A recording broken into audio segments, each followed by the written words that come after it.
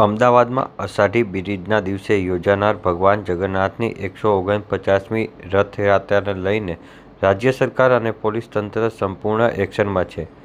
રથયાત્રા સંપૂર્ણ શાંતિપૂર્ણ અને સુરક્ષિત રીતે સંપન્ન થાય તે માટે નાયબ મુખ્યમંત્રી હર્ષ સંઘવીની ઉપસ્થિતિમાં ઉચ્ચ સ્તરીય સમીક્ષા બેઠક યોજવામાં આવી હતી.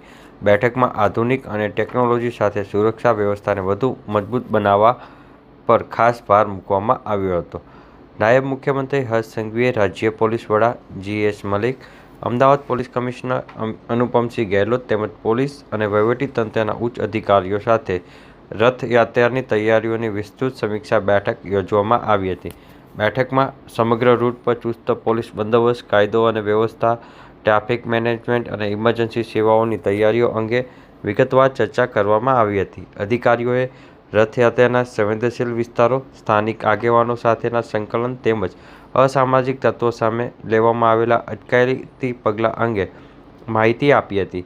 નાયબ મુખ્યમંત્રીએ તમામ વિભાગો વચ્ચે વધુ સારા સંકલન સાથે દરેક વ્યવસ્થા સમયસર પૂર્ણ કરવા સૂચનો આપ્યા હતા.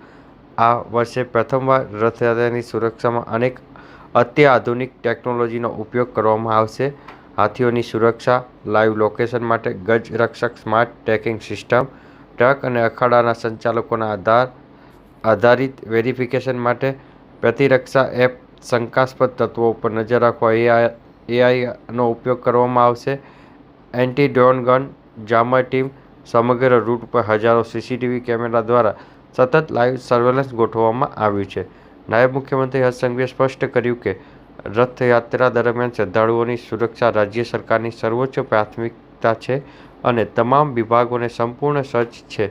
તેમણે અધિકારીઓને રથયાત્રા આસ્થા, શાંતિ અને સૌહાર્દના માહોલમાં નિર્વિઘ્ને પૂર્ણ થાય તે માટે સતર્ક રહી કામગીરી કરવા સૂચનો આપી હતી.